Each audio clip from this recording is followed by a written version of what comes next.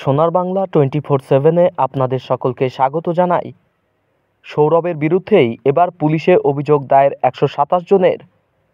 নির্মাণ সংস্থার হয়ে বিজ্ঞাপনে অভিনয় করেছিলেন সৌরভ গঙ্গোপাধ্যায়।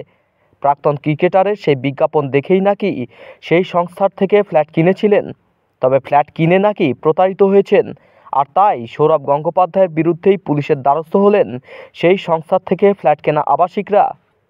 জানা গিয়েছে, দক্ষিণ 24 পরগনার মহেশতলায় একটি সংস্থার তৈরি আবাসনে ফ্ল্যাট কিনেছিলেন আবাসিকরা।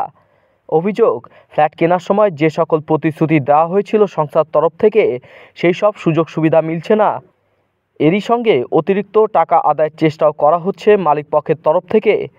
এই আবহেই সেই আবাসন নির্মাণকারী সংস্থার হয়ে বিজ্ঞাপনে অভিনয় করায় সৌরভের বিরুদ্ধেই পদক্ষেপের দাবি জানান আবাসিকরা।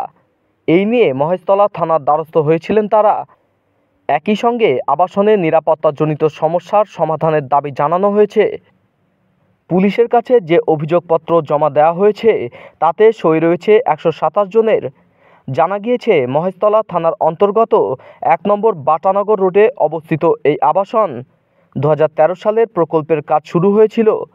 অভিযোগকারী আবাসিকদের দাবি, এরপর 2015 সালে মুখ্যমন্ত্রী মমতা বন্দ্যোপাধ্যায় প্রকল্পের উদ্বোধন করেছিলেন। সেখানে তার সঙ্গে ছিলেন সৌরভ, তৃণমূলের অভিনেতা, সাংসদ দেব ও আবাসন প্রকল্পের মালিক নিজেই। সেই সময় এই আবাসনের সঙ্গে একটি ফিল্ম সিটি, সৌরভ গঙ্গোপাধ্যায়ের ক্রিকেট একাডেমি এবং হাসপাতাল নির্মাণের ঘোষণা করা হয়েছিল। সৌরভ এই প্রকল্পের ব্র্যান্ড অ্যাম্বাসেডর ছিলেন।